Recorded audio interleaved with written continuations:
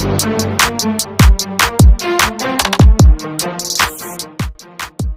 Sobat JKN, selamat datang di podcast JKN SMI, terupdate, teraktual, dan terpercaya.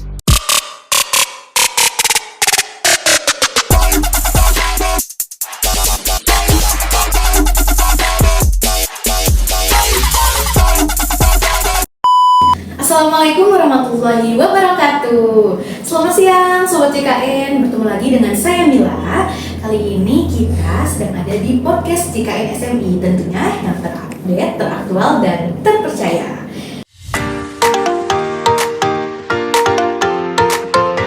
Nah, kali ini kita akan membahas tentunya terkait program JKN ya. Nah, di sini kita sudah hadir nih, ada satu narasumber yang cantik jelita ini. Ada Teteh nih, ada Teteh cantik. Boleh diperkenalkan dulu, Mangga? Halo, sebelumnya nama saya Soraya. Saya asli Sukabumi.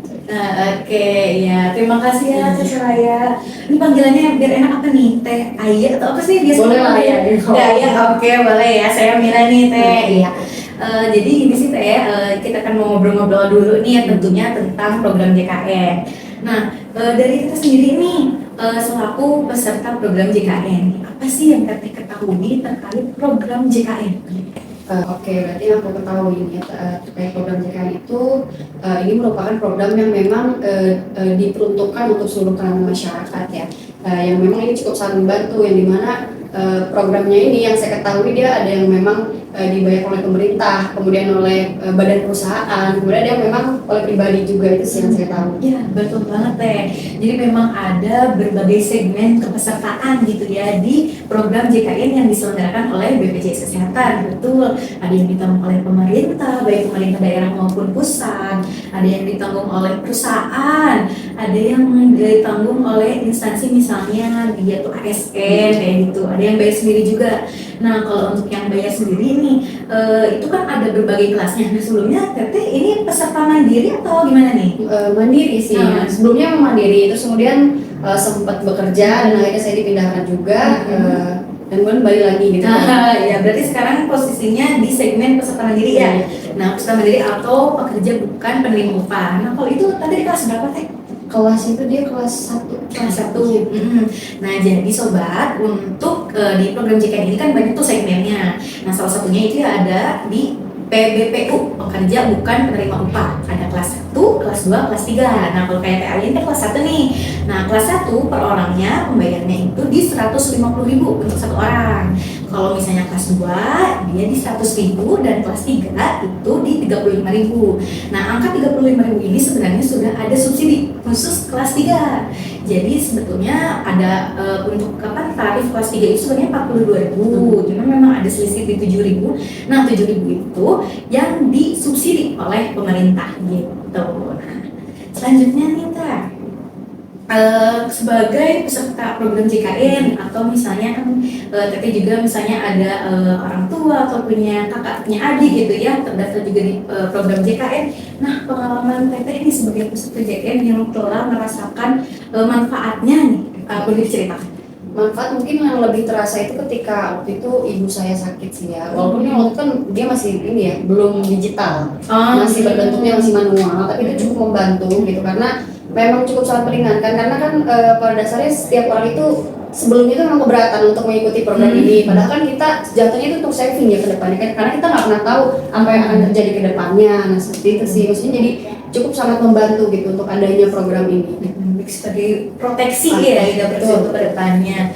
Jadi di saat kalau misalnya punya jaminan kesehatan itu tidak menginginkan kalau kita tuh bakal sakit, tapi kita tuh jaga-jaga gitu ya. Suatu saat kalau amit-amitnya gitu ya ternyata kena musibah gitu, kita sudah ada perlindungan yaitu di program JKN seperti namanya Teh Aya yang udah pernah merasakan manfaatnya. Gitu. Berarti itu untuk pemanfaatannya itu apa boleh tahu? Ginjal waktu itu tuh cuci darah. Ada cuci ya. Kalau misalkan memang ini kan lumayan cukup muras gitu ya, tapi dengan ada program ini lumayan sangat bantu. Iya, jadi sudah ada jaminannya gitu ya. Cuci darah itu seminggu bisa 2 kali kan. Nah itu kan terus-terusan gitu, itu cukup membantu sih. Iya, alhamdulillah sudah merasakan manfaatnya gitu ya, dan terbantu. Semoga juga sobat-sobat CKN nih yang nonton gitu ya, jadi bisa mengetahui gitu ternyata memang ini tuh ada manfaat besar gitu terkait adanya program JKN. Nah, selanjutnya nih, kalau misalnya Teteh ini kan sekarang itu sering digaungkan tuh transformasi digital gitu ya. Jadi banyak sebenarnya inovasi-inovasi dari BPJS Kesehatan sebetulnya tidak hanya satu terkait mobil JKI sebenarnya ya, banyak sekali. Jadi ada layanan yang memang non tatap muka dan bisa digunakan tanpa harus datang ke kantor misalnya. Seperti salah satunya itu mobil JKN gitu. Nah, sebenarnya Teteh sudah pakai mobil JKN? Nah, udah pakai. Nah, kira-kira yang Teteh ingat gitu ya, fitur apa aja sih yang ada di mobil JKN? Berarti kita berbicara terkait fitur itu yang saya ingat karena kita ini udah beralih dari ke transformasi digital, udah pasti kartu identitas itu udah berbentuk digital. Nah, jadi agak perlu ribet-ribet bawa kartu gitu kan. Jadi lewat handphone pun kita udah tahu, misalkan kita bisa memperlihatkan kartu identitas, kemudian informasi tentang diri kita pribadi itu kayak gimana ada juga gitu kan. Terus antriannya pun sekarang kan udah ada antrian online gitu. Jadi nggak perlu ribet-ribet lagi gitu antriannya. Betul banget. Nah, jadi sobat jangan lupa tuh download aplikasi Mobile JKN ya, ada di Play Store, ada di App Store. Jadi tinggal download aja. Nah, jadi untuk di aplikasi Mobile JKN itu kan tentunya banyak fitur ya, tidak hanya terkait kartu digital, terus informasi peserta yang terdaftar, antrian online yang sekarang udah nggak harus langsung ke Vaskes gitu ya, tinggal daftar aja lewat aplikasi Mobile JKN. Nah, misalnya lagi santai di rumah, oh iya ini saya perlu nih berobat, lagi nggak enak badan misalnya, tinggal daftar aja, tinggal lewat Mobile JKN. Dari Teteh ini selaku peserta program JKN, apa sih yang ingin disampaikan? Ada harapan atau saran atau masukan kepada BPJS Kesehatan dalam penyelenggaraan program JKN? Silakan Mas.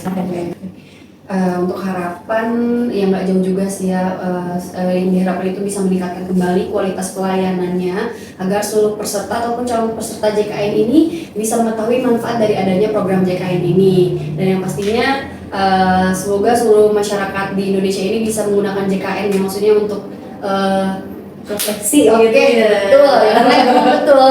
Itu sangat bermanfaat gitu untuk kita ke depannya, karena kita nggak pernah tahu apa yang akan terjadi ke depannya. Betul banget. Nah, tadi kan kita ada bahas obrolan nih terkait transformasi digital. Nah, transformasi digital itu merupakan sebenarnya salah satu juga upaya gitu ya dari transformasi mutu layanan. Yang di situ Pak ada tagline-nya gitu ya Teh ya. Boleh kita kasih tahu ke sobat JKN, transformasi mutu layanan mudah, cepat, setara. Ya gitu teman-teman. Nah, lumayan walaupun singkat, tapi tentunya kita ini ya obrolan tentang program JKN ini tentunya semoga bermanfaat gitu untuk para sobat JKN. Nah, sebelum aku tutup nih ya, aku punya pantun dulu, boleh dibantu cakepnya? Boleh. Oke. Dari Kedah ke Pakansari, beli suasana di kota tinggi. Selesai sudah podcast kali ini. Di lain masa kita bersua lagi. Sampai jumpa di podcast JKN Sukabumi berikutnya. Terima kasih. Wassalamualaikum warahmatullahi wabarakatuh. Dah.